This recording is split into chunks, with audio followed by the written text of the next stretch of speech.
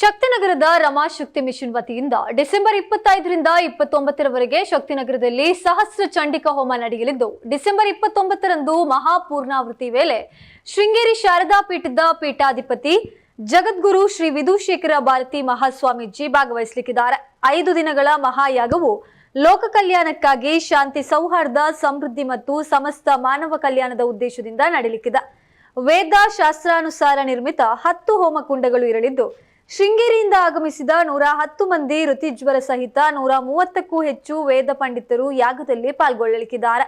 5 ದಿನದಲ್ಲಿ 1 ಲಕ್ಷಕ್ಕೂ ಅಧಿಕ ಮಂದಿ ಭಾಗವಹಿಸುವ ನಿರೀಕ್ಷೆ ಇದ್ದು ಅನ್ನ ಸಂತರ್ಪಣೆ ಕೂಡ ನಡೆಯಲಿದೆ ಎಂದು ರಮಾಶಕ್ತಿ ಮಿಷನ್ ಅಧ್ಯಕ್ಷ ಉದಯ್ ಡಿ ಬಡ್ಕಲ್ ಶುಕ್ರವಾರ ಸುದ್ದಿಗೋಷ್ಠಿಯಲ್ಲಿ ತಿಳಿಸಿದರು। ಇನ್ನು ಡಿಸೆಂಬರ್ 23ರಂದು ಸಂಜೆ 4ಕ್ಕೆ ನಗರದ ಕದ್ರಿ ದೇವಾಲಯದಿಂದ ಹೊರೆ ಕಾಣಿಕೆ ಮೆರವಣಿಗೆ ಕೂಡ ನಡೆಯಲಿದೆ। ಡಿಸೆಂಬರ್ 25ರಂದು ಬೆಳಿಗ್ಗೆ 7:30 ಗಂಟೆಗೆ ಘನ ಹೋಮ, 26ರಂದು 8:30 ಗಂಟೆಗೆ ಲಕ್ಷ್ಮೀನಾರಾಯಣ ಹೃದಯ ಹೋಮ, ಡಿಸೆಂಬರ್ 27ರಂದು ಬೆಳಿಗ್ಗೆ 8:30 ಗಂಟೆಗೆ ನವಗ್ರಹ ಸಹಿತ ಮಹಾ ಮೃತ್ಯುಂಜಯ ಹೋಮ, ಸಂಜೆ 6:15ಕ್ಕೆ ಕಟೀಲು ಮೇಳದಿಂದ ಶ್ರೀದೇವಿ ಮಹಾತ್ಮೆ ಯಕ್ಷಗಾನ, ಡಿಸೆಂಬರ್ 28ರಂದು ಬೆಳಿಗ್ಗೆ 8:30 ಗಂಟೆಗೆ ಧನ್ವಂತರಿ ಹೋಮ, 29ರಂದು ಬೆಳಿಗ್ಗೆ 7 ಗಂಟೆಗೆ ಸಹಸ್ರ ಚಂಡಿಕಾ ಯಾಗ ಪ್ರಾರಂಭ, ಹಾಗೆಯೇ 11 ಗಂಟೆಗೆ ಮಹಾಪೂರ್ಣಾಹುತಿ ಕೂಡ ನೆರವೇರಲಿದೆ। ಬಳಿಕ ಜಗದ್ಗುರು ಶ್ರೀ ವಿಧುಶೇಖರ ಭಾರತಿ ಮಹಾಸ್ವಾಮೀಜಿ ಆಶೀರ್ವಚನವನ್ನ ನೀಡಲಿದ್ದಾರೆ। ಯಾಗದ ಪ್ರಧಾನ ಅರ್ಚಕರಾಗಿ ಸಂಸತ್ ಭವನದ ಶಿಲಾನ್ಯಾಸ ಪೂಜೆ ನೆರವೇರಿಸಿದ ವೈದಿಕ ಪಂಡಿತ ಲಕ್ಷ್ಮೀನಾರಾಯಣ ಸೋಮಯ್ಯಜಿ ಭಾಗವಹಿಸಲಿದ್ದಾರೆ ಎಂದರು। ಇನ್ನು ಶಕ್ತಿನಗರದಲ್ಲಿ ಶ್ರೀ ರಮಾಂಬಿಕಾ ದೇವಿಯ ಮೂರ್ತಿಯನ್ನ 1976ರಲ್ಲಿ ಬಸವಣ್ಣ ಶಿಲ್ಪಿಯವರು ರಚಿಸಿದ್ರು। ಮಾತೆ ರಮಾದೇವಿಯವರು ಪ್ರಾಣ ಪ್ರತಿಷ್ಠೆಯನ್ನ ನೆರವೇರಿಸಿದ್ರು। 2026ರಲ್ಲಿ ಈ ಮೂರ್ತಿಯ ಸುವರ್ಣ ಮಹೋತ್ಸವವನ್ನ ಆಚರಿಸಲಾಗುತ್ತದೆ ಎಂದರು। ಇನ್ನು ಈ ಸಂದರ್ಭ ಸಹಸ್ರ ಚಂಡಿಕಾ ಯಾಗ ಸಮಿತಿ ಅಧ್ಯಕ್ಷೆ ಡಾಕ್ಟರ್ ಪೂರ್ಣಿಮಾ ಬಾಲಿಗ, ರಮಾಶಕ್ತಿ ಮಿಷನ್ ಕಾರ್ಯದರ್ಶಿ ಸುಧಾ ಪ್ರಸಾದ್, ಕೋಶಾಧಿಕಾರಿ ಅಶೋಕ್ ಕಾಮತ್, ಚಿನ್ಮಯಿ, ಹೇಮಂತ ಉಪಸ್ಥಿತರಿದ್ದರು। ಕನ್ನಡದಲ್ಲೇ ಮಾತಾಡಿದಾಗುತ್ತಲ್ಲ,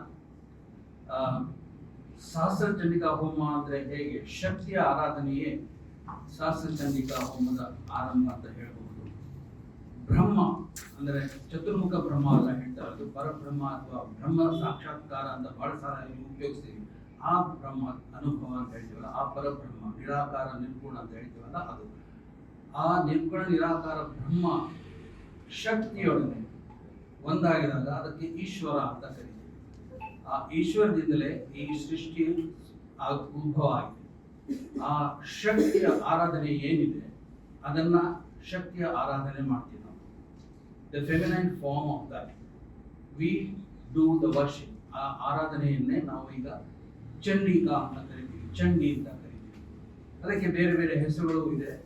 ಇದನ್ನ ಬ್ರಹ್ಮ, ವಿಷ್ಣು, ಮಹೇಶ್ವರರು ಶ್ಲೋಕದಲ್ಲಿ ಇನ್ವೋಕ್ ಮಾಡಿದ್ದಾರೆ, ದೇವಿಯನ್ನು ಆರಾಧಿಸಿದ್ದಾರೆ।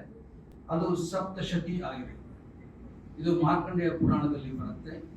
700 ಶ್ಲೋಕಗಳಿವೆ, 13 ಚಾಪ್ಟರ್ಸ್ಗಳಿವೆ। ಇದನ್ನ ಸಪ್ತಶತಿಯಾಗಿ ಆರಾಧನೆಯನ್ನ ಮಾಡ್ತಾ ಇದ್ದೇವೆ।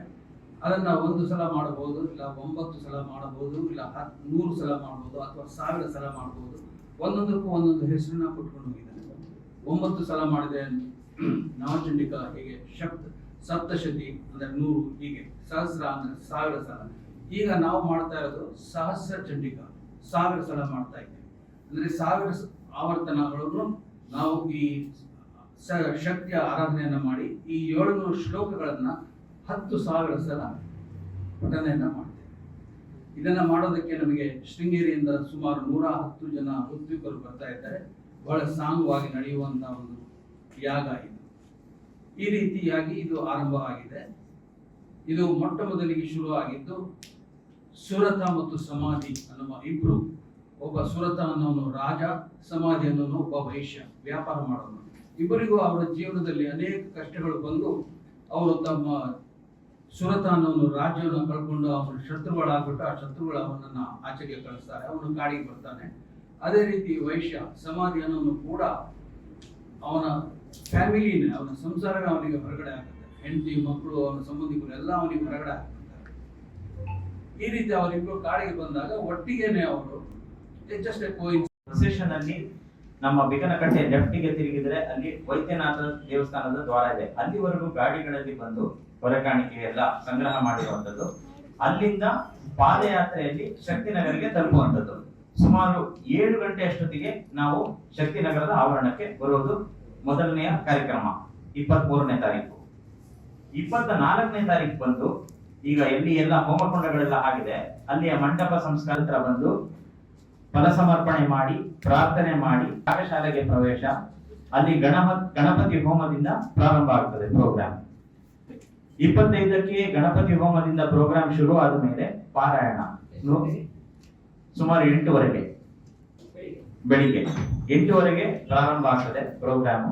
ಅವಾಗ ನಮ್ಮ ಉದಯ್ ಭಟ್ಕಲ್ ಸರ್ ತಿಳಿಸ್ಕೊಟ್ಟ ಹಾಗೆ ದುರ್ಗಾ ಸಪ್ತಶತಿ ಶ್ಲೋಕದ 700 ಶ್ಲೋಕಗಳ ಪಾರಾಯಣವನ್ನ